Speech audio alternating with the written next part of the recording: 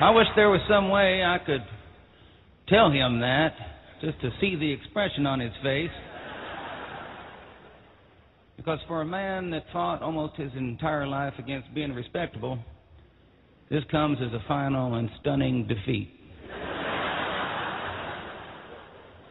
I've had to actually go back and start rethinking those tunes that we all used to sing that, well, you sung so much that you wondered if it began to lose its meaning or something like that. And well, this is one of them.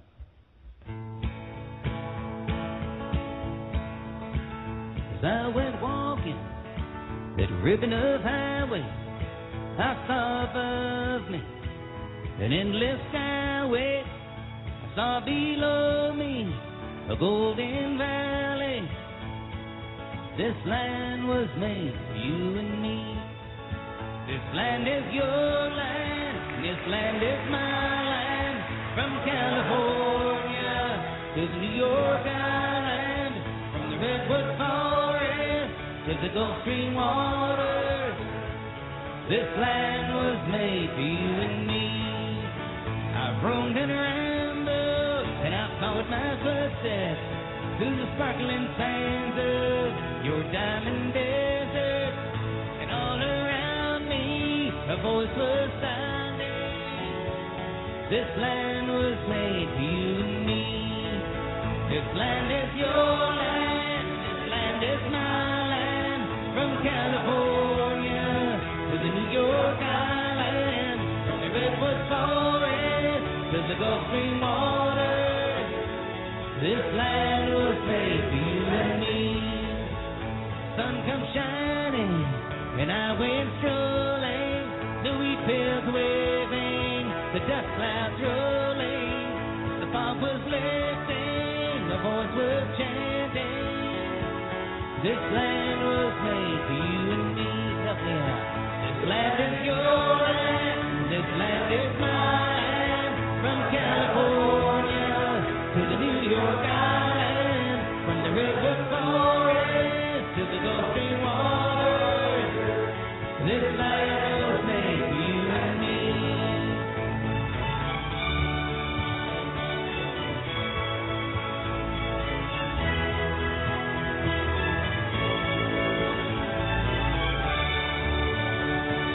May Day 2013, the 1st of May. It is the International Workers' Holiday. It's celebrated all over the world. This was a holiday that started in the city of Chicago. It was the Haymarket Massacre there. There was a fight for the 8-hour day.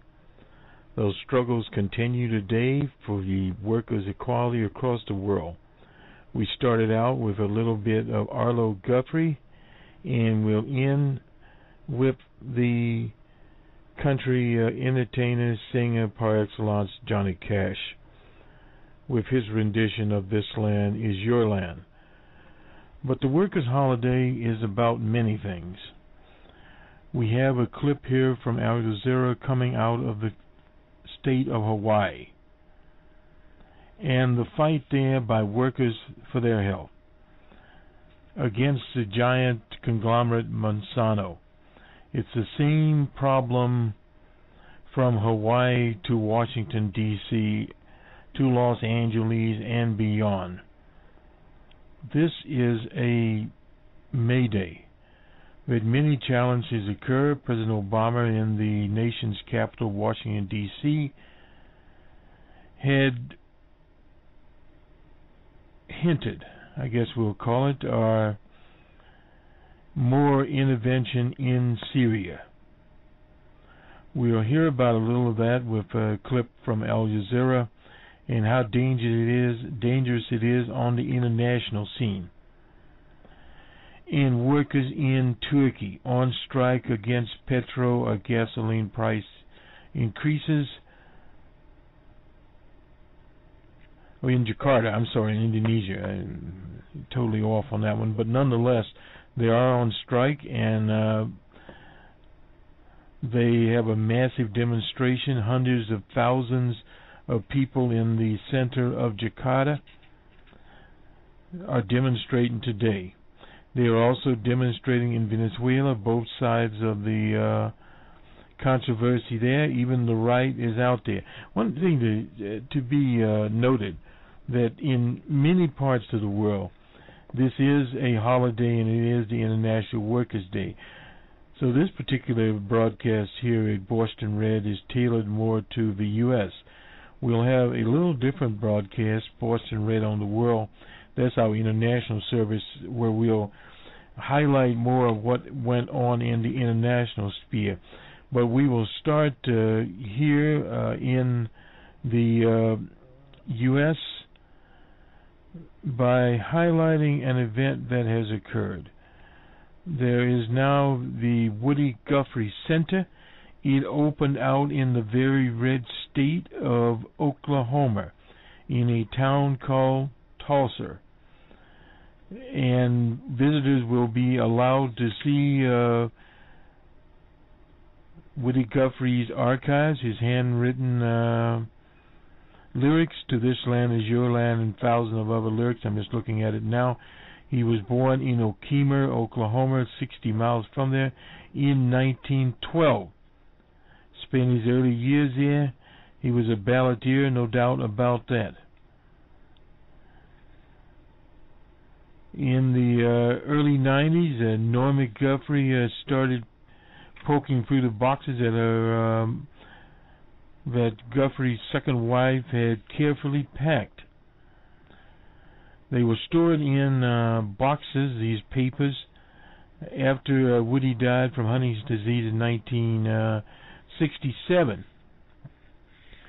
And interest in his life and works had been rekindled by, of course, Bob Dylan, Pete Seeger, and many, many others during the revival in the 60s, and Pete Seeger in the 70s, and Pete Seeger was at the first inaugural of President Barack Obama. Nonetheless,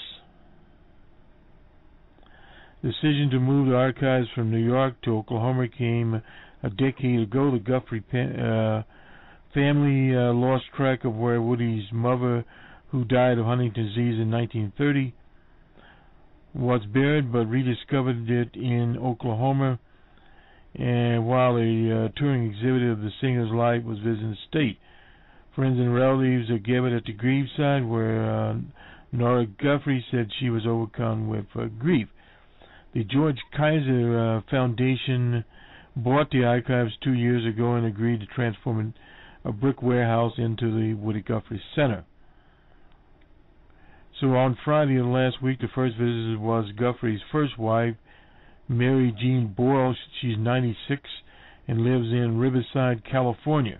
So you'll see a picture of her with Norma Guthrie. So Woody now has a home for his papers, and he will be remembered as a pioneer songwriter, but more so as an organizer. He had on his guitar, "This Guitar Kills Fascism." So he was there. And we also have a woman that is a housekeeper for the Hyatt system. Her name is Cathy Youngblood. She is an employee there, and she wants to be on the Hyatt board. You'll see a picture of her there. Repudiating one of its own employees. I'm reading this from the People's World. The Hyatt Hotels announced its nomination of a longtime financial executive and a McDonald board member, Carrie McMillan, to join its board of directors. The shareholder meeting is in June. The announcement caused a firestorm in the ranks of the workforce at the Hyatt and amongst community leaders who were supporting Cathy Youngblood. The ongoing violation of workers' rights by Hyatt is what motivated her to try for a seat on the corporate board, the Youngblood said. "Someone like me campaigns a national initiative by United Here union to have workers added to the hotel's board. Since late 2012, Youngblood has been speaking with workers and community leaders across the U.S. in much-needed reform at Hyatt, the hotel dubbed the worst hotel employer in America. They are behind the Trump hotels, evidently, and even the old man out in Las Vegas, the multi-billionaire out there, Adelson, and he's running a scab outfit. I chose to nominate a member of McDonald's, adding to the ranks of the board from members of Walmart and Goldman Sachs.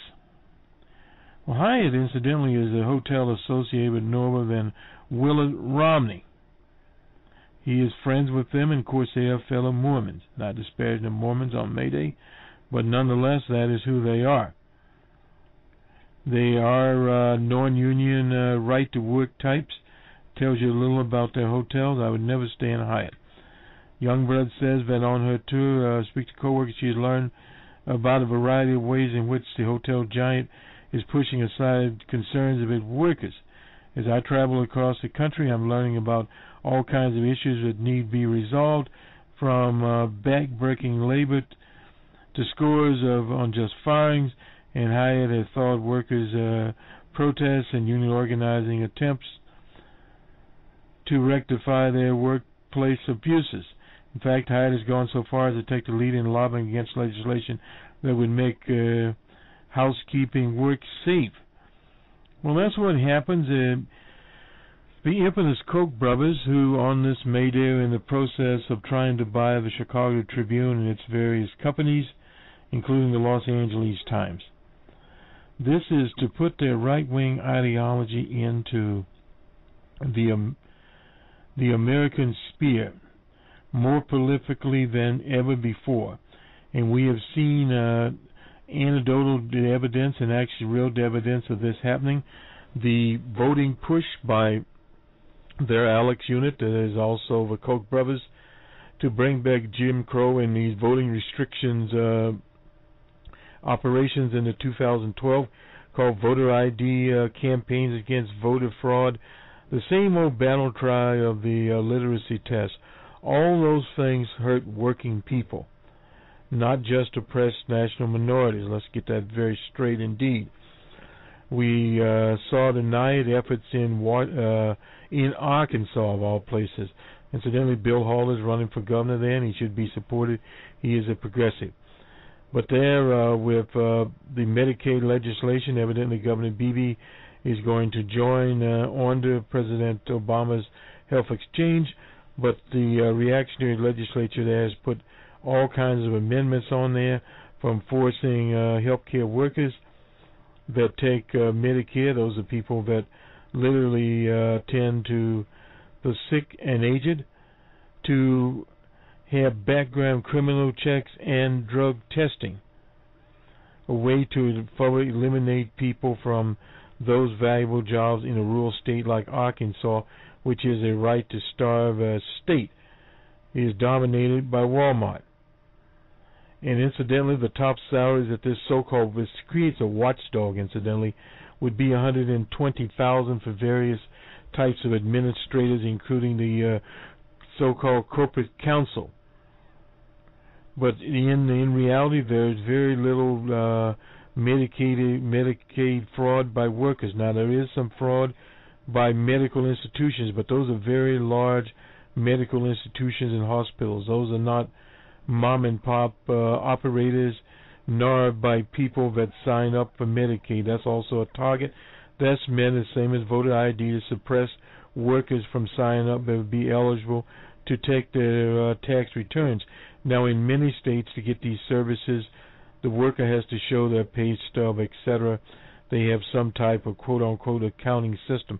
But all these things are set out to discourage workers and suppress worker participation. I can recall representing a person many, many years ago when I worked for the National Welfare Rights Organization to try to get public aid. And this claims worker, they were called social workers, but this was actually a paralegal person, not a social worker, whose job was literally to suppress people, to chase people from